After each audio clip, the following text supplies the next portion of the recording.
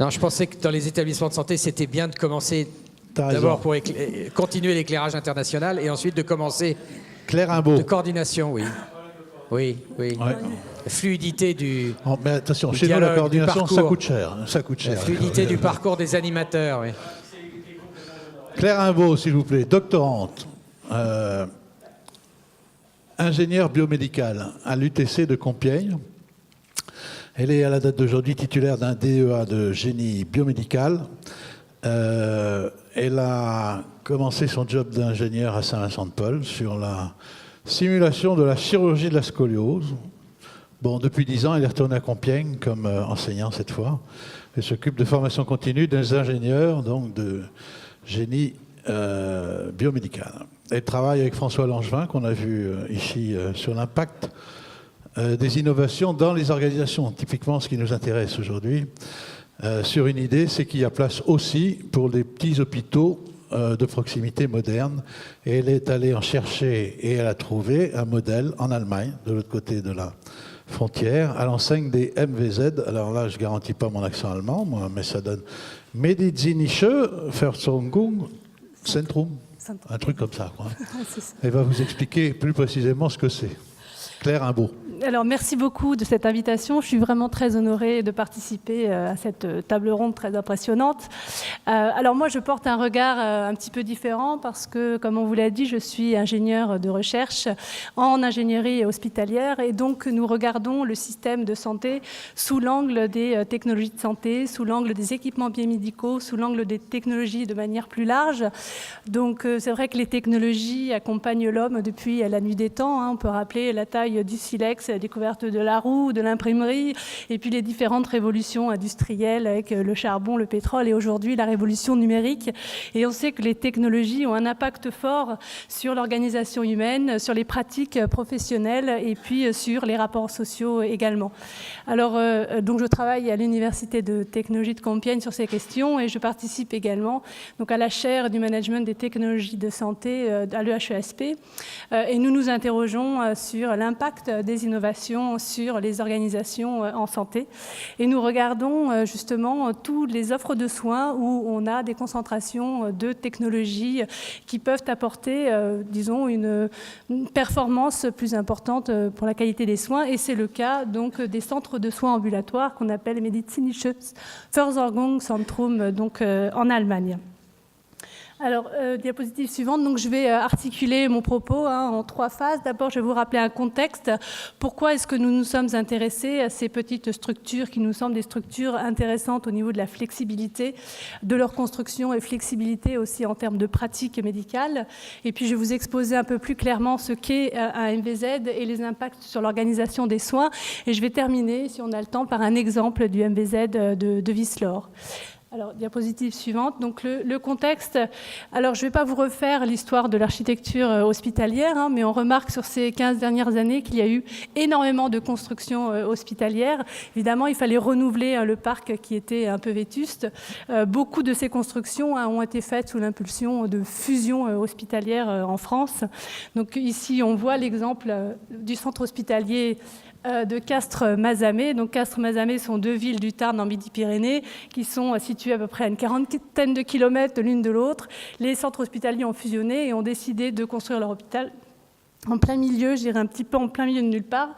Alors, c'est construit, la plupart de ces constructions sont faites en périphérie des villes. Alors, on comprend rapidement pourquoi, pour des raisons de coût, pour des raisons de flexibilité architecturale, parce qu'il est plus facile, finalement, de pouvoir prévoir dans le temps d'agrandir à cet hôpital. Mais je dirais que c'est, disons, les conséquences de ces mouvements d'urbanisme sont multiples, et j'en citerai 2 qui nous préoccupent particulièrement.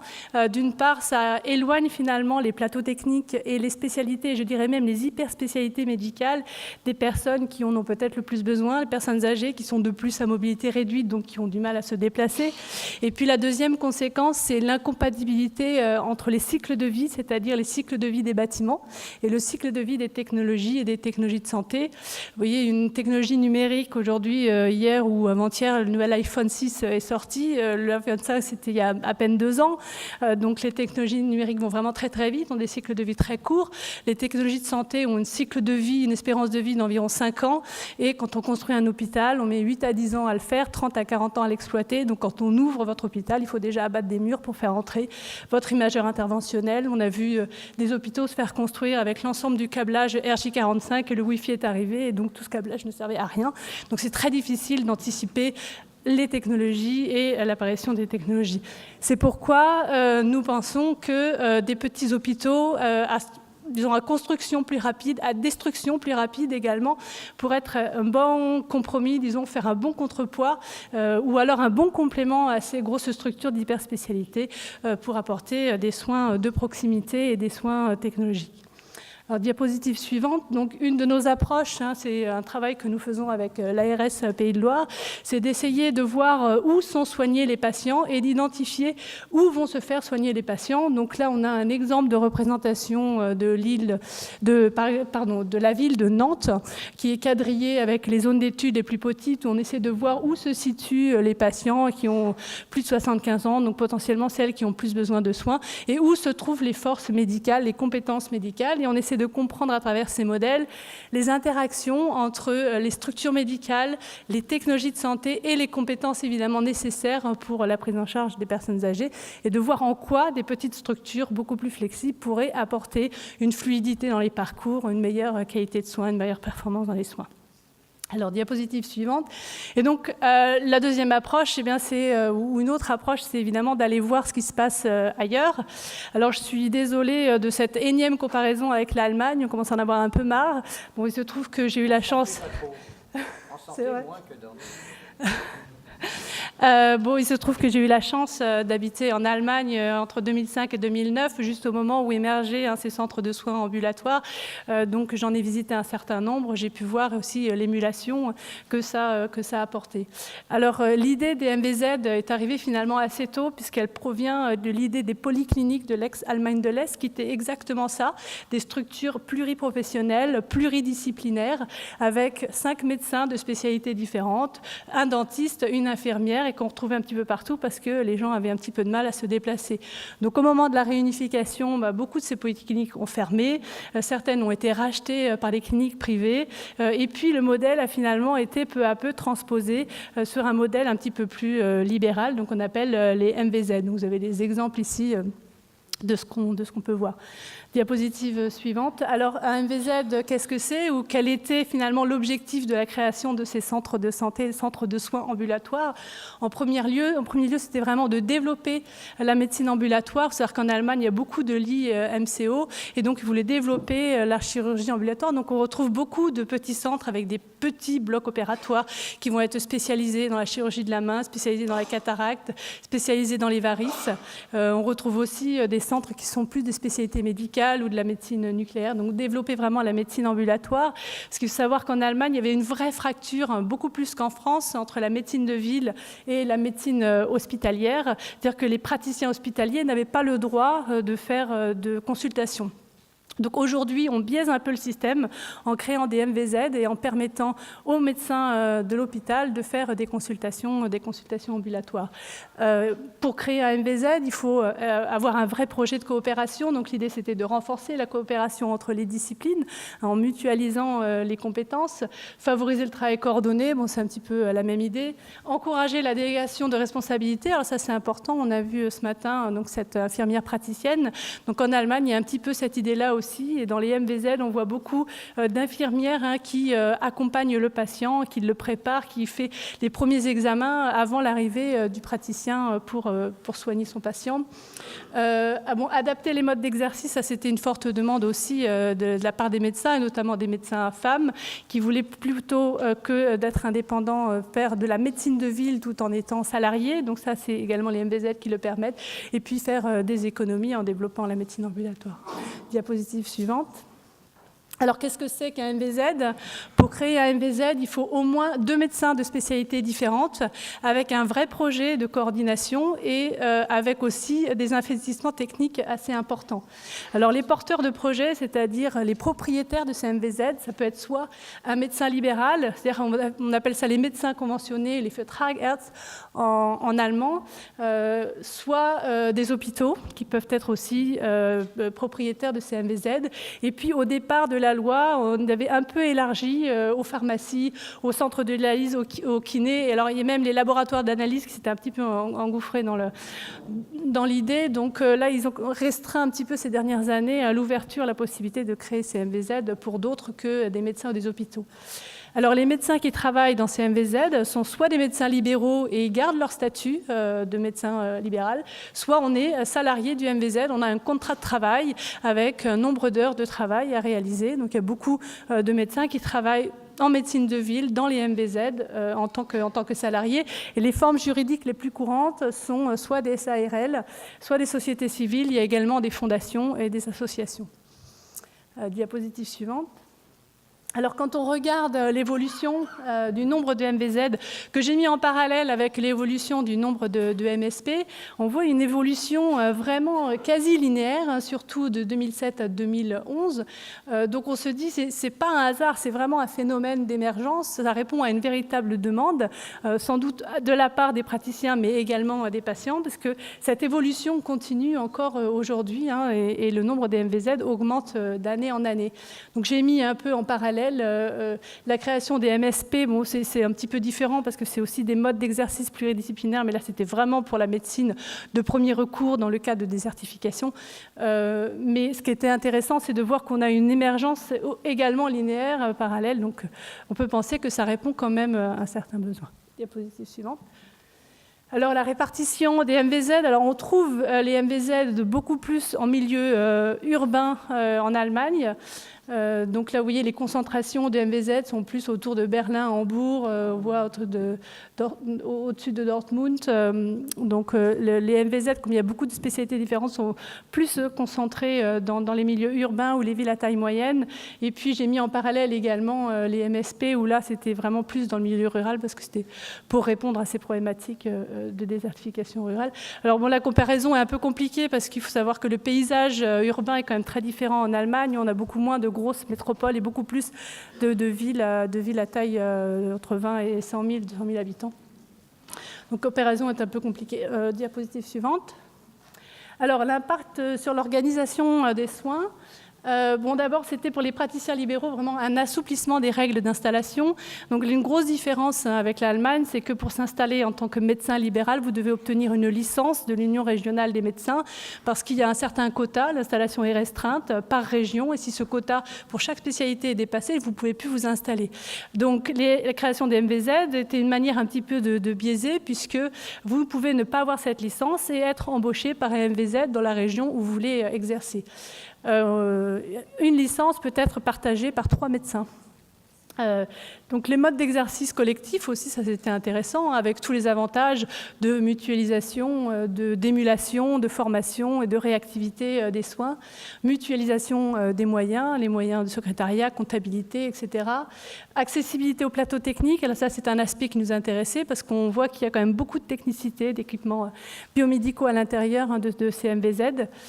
Entité de travail à taille humaine, ce qui permettait donc aux médecins de pouvoir participer à l'évolution et aux évolutions stratégiques de leurs établissements. Une qualité de vie aussi qui était en demande de la plupart des jeunes médecins, parce qu'il y avait de plus en plus de femmes aussi qui voulaient avoir des pratiques donc en adéquation avec leur vie privée.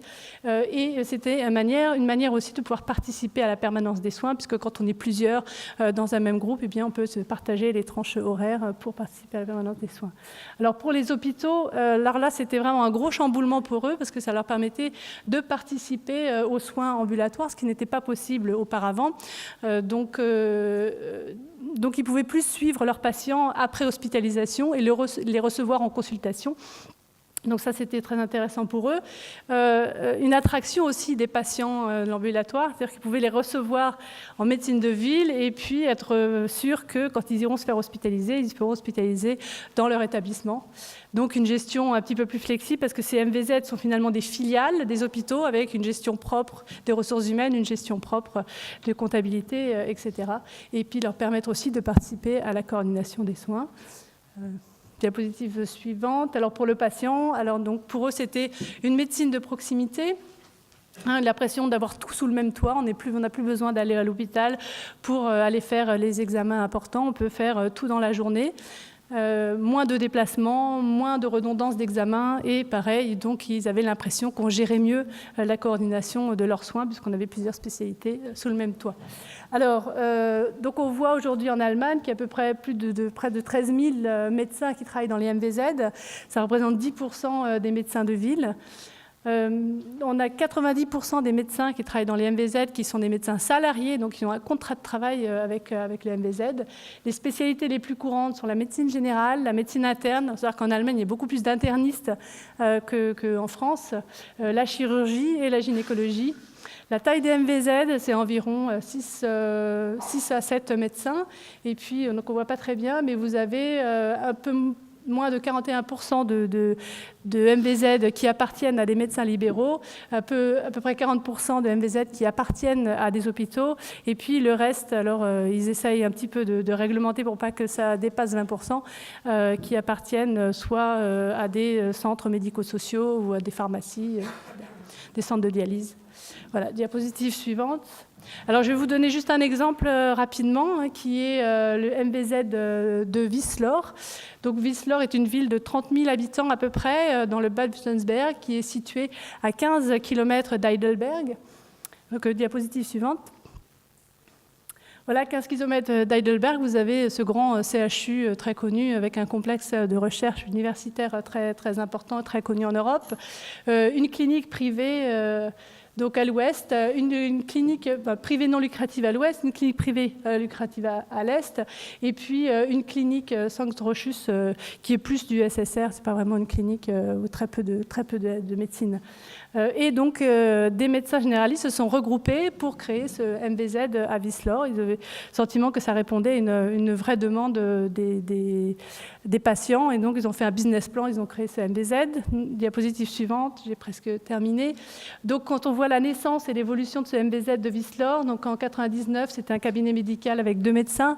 Vous aviez un médecin généraliste et un interniste, et puis ils avaient environ 2000 patients, ils géraient environ 2000 patients. Alors là, pareil, hein, c'est des choses qu'on n'a pas le temps de développer, mais c'était donc 2000 patients de l'assurance publique. Vous avez 2 types d'assurance en Allemagne.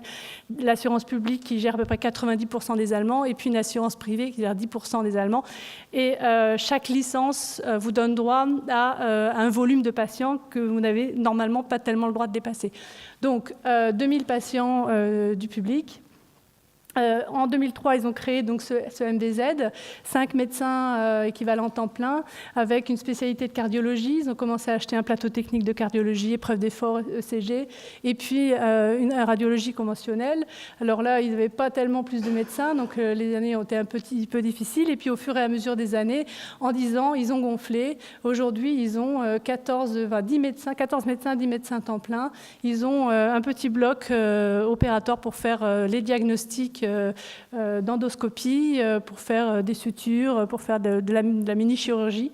Et ils ont environ 7000 patients, ils gèrent environ 7000 patients de l'assurance publique.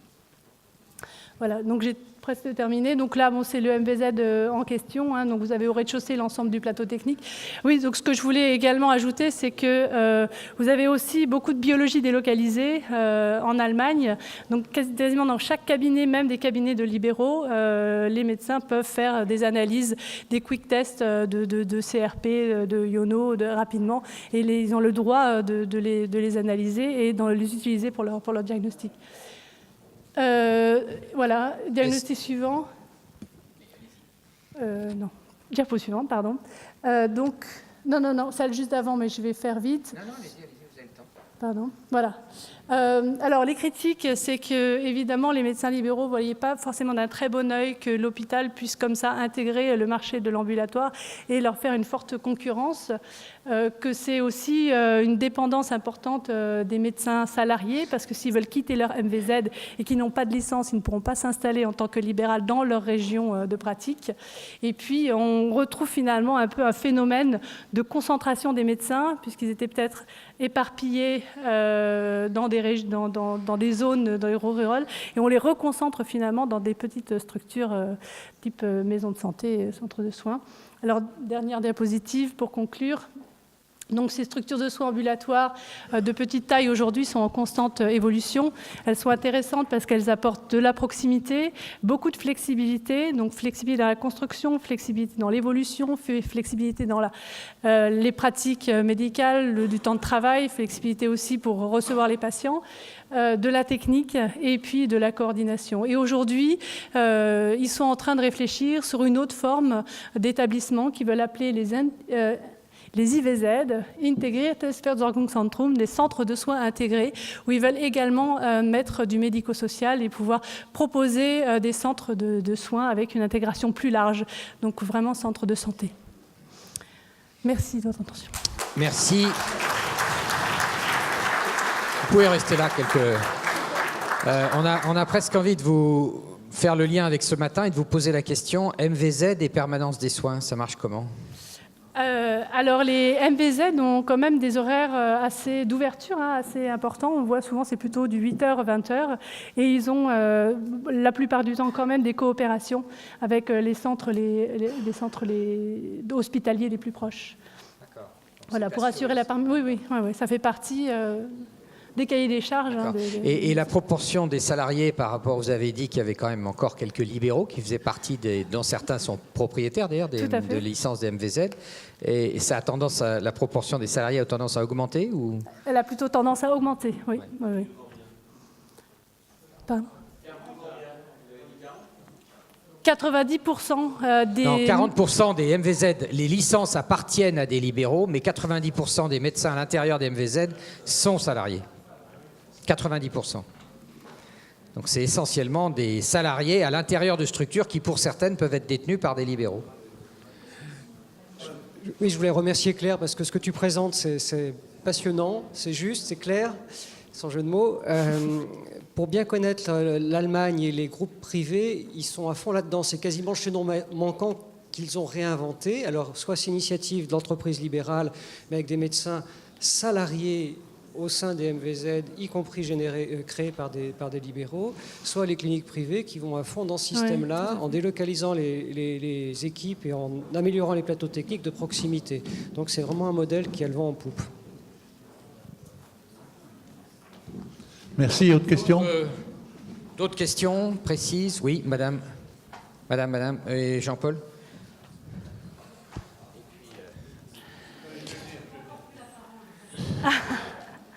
Oui, moi je suis passionné par ce que vous avez expliqué, parce que ça me rappelle vraiment ce que mon ami Patrick Gasser et un certain nombre d'entre nous portons depuis de nombreuses années autour du concept de l'entreprise médicale, parce que je pense qu'effectivement le regroupement des professionnels de santé en général et des médecins en particulier est l'enjeu de l'organisation des soins de demain en fonction de l'évolution sociétale, du corps médical qui évolue, etc., etc. Alors, j'ai bien entendu qu'il y avait 90% de médecins qui étaient salariés dans ces structures. C'est vrai que nous, on est beaucoup plus, vous en doutez, sur un modèle strictement libéral. On se heurte à deux difficultés dans le concept qu'on a développé, et c'est la question que je vais vous poser. Premièrement, comment éviter que la puissance publique, via l'hôpital public, organise cette médecine ambulatoire, parce que nous souhaitons rester libéraux, offreurs de soins, organisés autour du concept d'entreprise médicale libérale, ce qui ne me semble pas être tout à fait le cas dans votre modèle.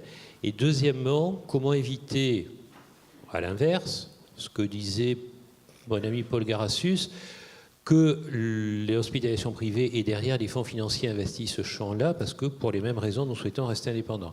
Et la troisième petite question annexe, Est-ce qu'il y a des contractualisations avec le régulateur de l'offre de soins et donc éventuellement avec des financements qui soient des financements transversaux de missions, de coordination pluridisciplinaire, etc. C'est beaucoup de questions. Alors oui, ça fait beaucoup de questions. Du coup, j'ai du mal à me rappeler déjà la première. Non, en ce qui concerne... alors, c'est vrai que quand les modèles sont arrivés, les MVZ sont arrivés, les hôpitaux ont tout de suite vu l'opportunité de pouvoir intégrer la médecine ambulatoire. Et donc, c'est vrai qu'il y a eu des progressions au niveau des lois. Et au début, elles étaient, disons, très libres. Et puis, finalement, ça a restreint petit à petit l'installation des médecins. Alors, c'est très difficile de comparer parce que le clivage public-privé est quand même très différent en Allemagne et en France. Oui, il y a beaucoup moins de clivage, ne serait-ce qu'il n'y a qu'une seule fédération hospitalière en Allemagne, vous voyez, donc rien que ça montre que... Il n'y a qu'un président, alors. Qu'un président de fédération hospitalière. Alors, peut-être que sur les modèles économiques, Paul Garassus, qui connaît mieux le système... Bon, maintenant, on ne va pas épuiser le débat ce soir, hein, parce que... autre question, alors attendez. Je vais emmener le docteur Bruno Silbermann. Ce matin, il ne voulait pas parler, mais là, il en veut. Hein. Non, mais le modèle économique de ces structures, nous, on est en train de regarder les équilibres économiques de ces structures libérales. Alors, qu'au sein d'une entreprise libérale faite par des médecins, on se salarie soi-même, à la limite, on est dans le domaine de l'entreprise libérale. La question fondamentale, je ne sais pas comment ça marche en Allemagne, mais je pense qu'en Allemagne, quand une entreprise libérale, même de médecins, fait des bénéfices, ça ne choque personne. Est-ce que ces entreprises font des bénéfices? Comment elles, à ce moment-là, est-ce qu'elles sont d'ailleurs équilibrés ou bénéficiaires, et deux, s'il y a des bénéfices, à qui vont-ils et comment ça marche? Parce que dans notre pays, quand on est des médecins et qu'on fait des entreprises de médecins et qu'on fait des bénéfices, on nous explique qu'on est en train de prendre l'argent de la collectivité. Donc je voudrais savoir comment ça peut fonctionner et comment ça marche en Allemagne. Alors en fait, la grande particularité entre l'Allemagne et la France, c'est au niveau de l'assurance maladie. Donc vous avez à peu près 90% des patients, comme je vous disais, qui sont affiliés à l'assurance publique. Et donc les médecins ont ce qu'on appelle un volume de patients qui n'ont pas le droit de dépasser. Ils sont même restreints en termes de prescription, c'est-à-dire qu'ils n'ont pas le droit de prescrire trop d'antibiotiques, trop d'analyses. Alors par contre, il y a 10% des patients qui sont du privé. Et alors là, les médecins ont le droit de faire ce qu'ils veulent, en gros. Et donc, il y a une vraie chasse, on va dire, ou une vraie étude marketing pour essayer de capter ces patients du privé. Et quand on discute avec eux, notamment du MVZ de Wiesloch, leurs bénéfices sont dus au nombre de patients du privé qu'ils arrivent à capter. Oui, mais qu'est-ce qu'ils font des bénéfices? C'est la réponse. Paul, donc, tu sais un peu mieux? Elle va devenir une vraie politique, parce que ce n'est pas la question que vous m'avez posée, mais c'est ma réponse. Peut-être Paul a des éléments de réponse, peut-être. Non, c'est pas très compliqué à répondre à Bruno, même si sa question était claire. Tu as un régime d'imposition fiscale, c'est GmbH, donc l'équivalent des SARL, qui paye ses impôts comme toute société, etc. Et par exemple, tout petit différentiel entre hôpitaux publics et privés, il y a bien une fédération, mais il y a deux composantes, et puis ils sont aussi chat et chien qu'ailleurs, hein, rassure-toi, entre public et privé, je parle des hôpitaux. Mais sur la fiscalité, les hôpitaux privés allemands payent beaucoup d'impôts. L'hôpital public ne paye pas d'impôts. Et les MVZ sont éligibles aux impôts comme tout le monde. Je n'ai pas d'idée de bilan. Ce que je sais via les hôpitaux privés, c'est que c'est un business comme un autre et qu'ils, s'ils sont bénéficiaires, ils paieront leurs impôts là-dessus, il n'y a aucun problème.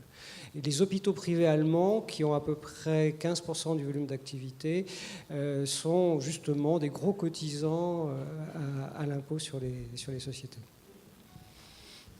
Dernière question. Oui, Jean-Paul, quand même, madame. Attends, je suis parti pour traverser le terrain, là. Paolo Rotelli, que vous entendrez demain plus longuement. Oui, bonjour. Justement, pour les MVZ, en Italie, on a exactement ça. En fait, moi, je possède un groupe hospitalier en Italie, et en ce moment, notre stratégie, c'est vraiment ça, c'est unifier les petits hôpitaux pour faire des grands CHU de plus de 500 lits, et après desservir le territoire avec l'équivalent de MVZ, où on va caler comment on dit en français, voilà, plusieurs spécialités, ouais. Mais aussi de toute l'imagerie médicale et de 3 petites salles opératoires en fait. Et l'idée c'est que ça marche extrêmement bien parce que notamment en Italie le gros problème c'est qu'il y a des villes conséquentes Mais après, autour des villes conséquentes, il y a des territoires assez vastes où il y a des habitants, mais il n'y a plus rien. Et le fait de mettre des petits ambulatoires comme ça, avec toutes les spécialités, ça permet de vraiment recruter les patients pour l'hôpital, tout en donnant un service sur place. En plus, en Italie, vous verrez demain, il y a aussi la volonté de recruter les patients dans d'autres régions. Et du point de vue économique, pour répondre à votre question, ça marche extrêmement bien. C'est-à-dire que les marges sont le double de celles d'un hôpital. Et bien sûr, le bénéfice, il est partagé entre le médecin, qui chez nous, en fait, n'est pas un salarié. C'est une profession libérale, et on lui reconnaît un pourcentage du chiffre d'affaires qu'il réalise. Puis le reste, ce qui reste, il va dans le bilan de l'hôpital, et à la fin de l'année, on paye les impôts. Voilà. Merci de cet éclairage. On reviendra là-dessus plus longuement demain Oui. avec le topo de... Il est italien, le jeune homme, là. On dirait pas, oui. Ce qui intéresse quand même, moi je suis allé en Espagne, j'ai un copain espagnol, le matin vous consultez en secteur public et l'après-midi en secteur privé. Là en Allemagne on découvre qu'ils ont un secteur à 10% où ils cherchent le miel sur le gâteau. Et en France on est en train de prendre le chemin inverse. C'est-à-dire qu'on a cassé le secteur 2, on l'a fait rentrer dans le CAS, on est en train de faire rentrer tout le monde dans la NAS pour essayer que le soin soit le plus proche possible du prix le plus bas possible. Et avec ça, comment voulez-vous ensuite montrer une entreprise libérale qui fonctionne, puisque votre business plan est basé sur ils gagnent de l'argent parce qu'ils récupèrent les 10% du gâteau.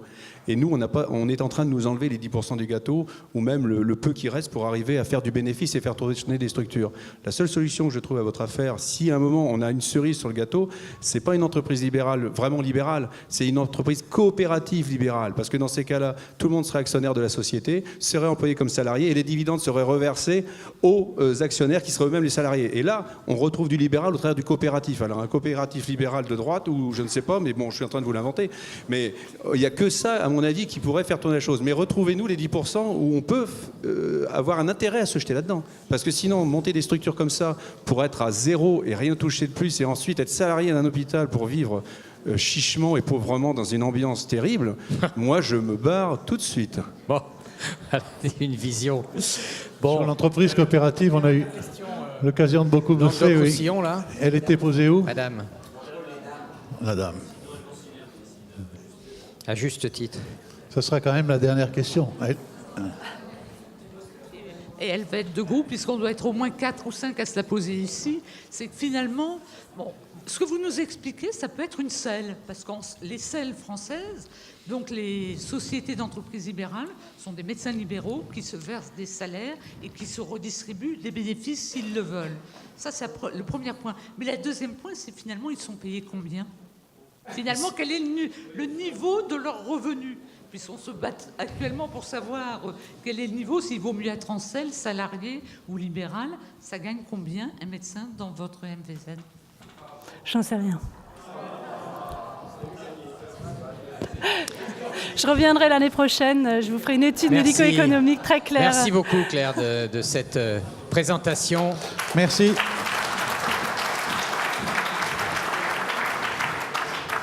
Je pense quand même que si tous nos ingénieurs biomédicaux avaient ce niveau de réflexion en France, je pense que peut-être que l'hôpital ne serait pas tout à fait là. Voilà.